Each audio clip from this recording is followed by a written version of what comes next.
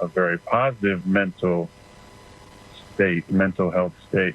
And I think there's a lot to it that I've learned, that I focused on in the off season, about how to take care of myself, not the total package, not just my physical self, the workouts, but my spiritual self with my own mindful practices, my mental health as well.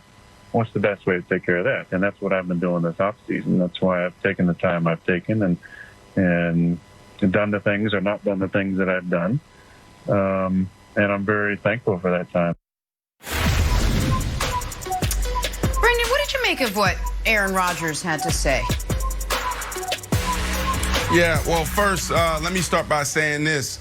Going back to 2011, when I was on the campus of McLean Hospital, I spent 3 months in an outpatient program where I was diagnosed with borderline personality disorder. And one day I was sitting in a group therapy session called self-assessment, and sitting next to me was a young lady who had blood seeping through her arms.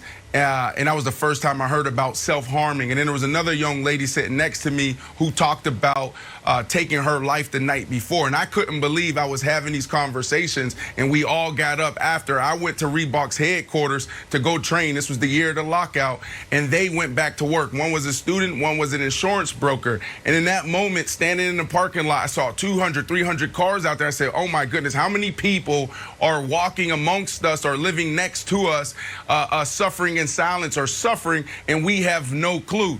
So at that time, I felt like we needed to have these conversations. We needed to put faces on these diagnoses and these conversations, and also voices, and make sure that we were pushing these conversations forward. Now, what Aaron Rodgers is talking about is interesting, right? Because when I first saw this, I was like, man, is this dude making an excuse about why he's not there? And when you listen to it, you know, it's like, oh, he's talking about mental health and mental fitness, because let's not get it twisted. There's two off seasons that he's having. There's a business off season with the Packers where he came out and other people came out and said, look, I'm not happy here, okay?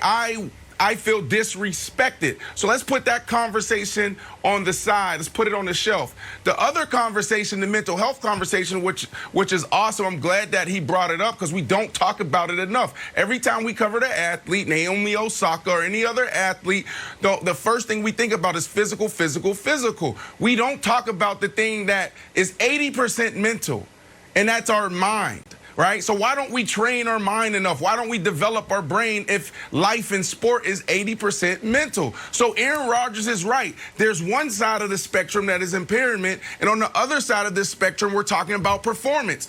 When we talk about mental health, we live on this side too much. We're talking about depression, anxiety, which is fine. There's almost 320 million Americans, and almost 100 have a diagnosis, live with something. So we dominate that side of the conversation. What about prevention? What about intervening early? Well, that's what my passion is about, is how do we shift the conversation to mental fitness? Aaron Rodgers in Hawaii taking his time off, because the NFL is, when they talk about performance, anytime you're in a performance-based business, it is a toxic environment. Every day, it's about performance. What have you done for me lately? If you're not performing well, they're going to ask for you to take a pay cut. If you're not performing well, you may be cut. You may be the guy that's walking out that day with a garbage bag filled with all of your stuff that was in your locker. Not a box. They're not shipping it. You have a garbage bag or two. Clean out. We'll see you tomorrow. And then in the next hour, there's another guy wearing your jersey with your nameplate and replacing you in the locker room. So this conversation is needed, Wilds and Nick, because this is important. And what Aaron Rodgers is highlighting is the difference between impairment and performance, mental health and mental fitness. So it should be a conversation that we talk about more, because guys in all walks of life and women in all walks of life need to take time to really see where they're at spiritually. They need to see where they're at holistically. So hats off to Aaron Rodgers for starting this conversation. No, I thought nearly everything Aaron said was great. The one part where he's like, the loudest guy isn't the smartest, I'm like, I totally disagree with that. But everything else I thought was really smart. And I think, Brandon, he keyed in on something really important, which is on not just these shows, in just regular life. if someone says, you know, I'm dealing with a mental health issue, we do, at least I, maybe not you because you've been, you know, trained and you've studied in this area, but my mind does go to the extremes. It's like, oh, you're in crisis. Right. Like, what can we do? Like, we do think about suicide. We do think about depression, you know, clinical diagnosed depression. And what he said was nuanced and I thought really interesting, which is, he didn't say this part, but I'm going to add it for him. When we talk about an athlete injury, it's not, well, either you've torn your ACL or you're totally fine. We all the time with the body, it's like, no, I can still run, I can still play, but I feel like I tweaked a little something. Or I feel like I need, you know, a little extra maintenance on my hamstring, something like that. And when we have these discussions about mental health, we don't ever talk about it in those terms. Like, no, I'm good. I'm not thinking about self-harm. I've never thought about suicide. I'm not depressed, but I am feeling a little extra anxious. Or I am, you know, I'm wondering why I should be a little happier than I am. Why am I not? Let me, you know, kind of dig into that.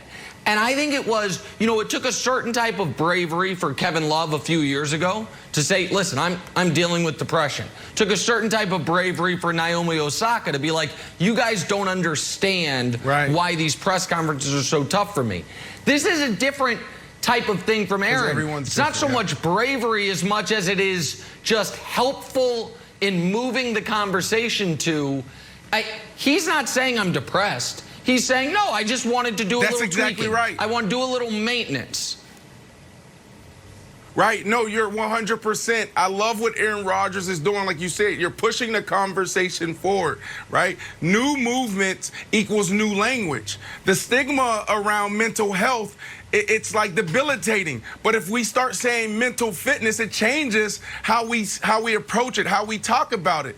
And I'm not trying to use this as an opportunity to talk about me or my company, but right now we have, over the month of July, we're going to have 100 pro athletes training here. We had Ja Morant come in yesterday. We'll have Anthony Edwards come in. We have the Shaquille O'Neal sons training here. That's on the basketball side. And I probably have a list of 20, 25 other NBA guys that will be training here in their offseason, on and off, a week here, a week there. And on the football side, we'll probably have so many guys. We've had Myles Garrett already here, Jarvis Juice Landry, Amari Rodgers, the rookie that just walked by my door here. So I say that because here we have mental health practitioners on site. Like, that's what we're doing, is pushing the conversation forward. Like, don't wait until it's too late. Don't wait until you're suffering. You need to be proactive right now, because when you talk about the stress and the pressure on all people, but specifically pro athletes, you better get ahead of it. So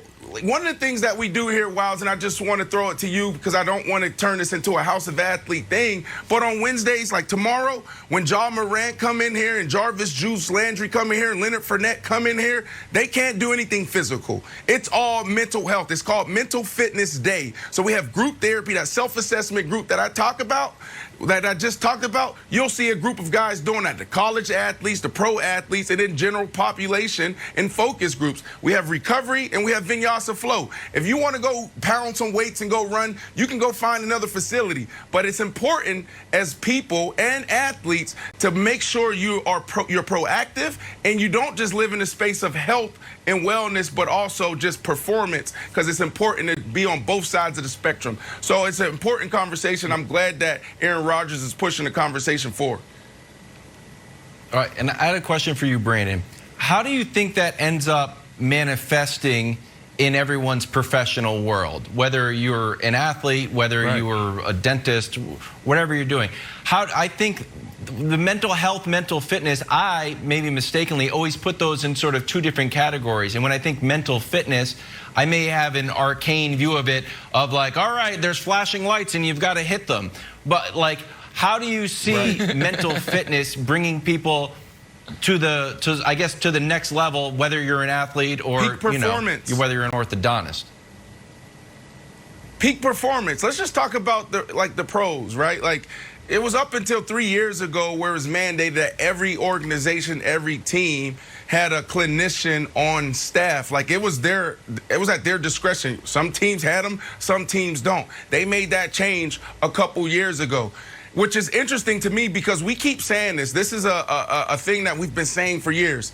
80% of the game is mental. 80% of life is mental. So why don't we train our mind more? Why don't we train our brain more? So if you want a better Aaron Rodgers, if you want him to perform well, then you want him looking at where he's at spiritually. You want him to be sitting down and meditating and figuring out how healthy his brain is, or when he's stressed, talking to somebody. So it's all about peak performance, whether you're a pro athlete or you're Kevin Wildes, a super producer who does phenomenal things and produce so many amazing shows. It does